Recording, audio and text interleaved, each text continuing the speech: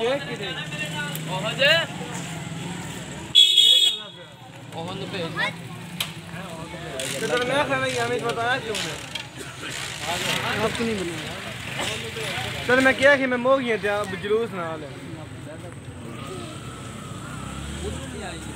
और मेरा फोन किया है मैं घंटा उसे करो कि मैं सारे एंड सुना रहा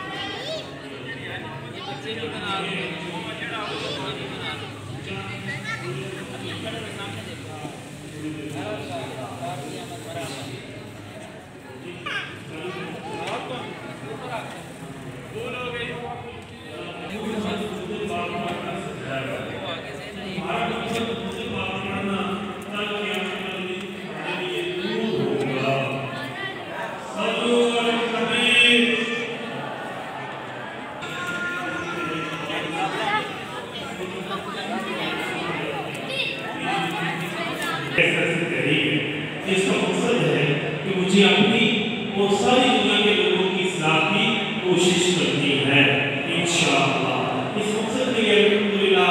आज से 40 साल पहले मस्जिद लंदन मेरे सुन्नत दामद बरकत आलिया ने दावत इस्लामी के दीनी काम का बाबुल दीना कराची शहर से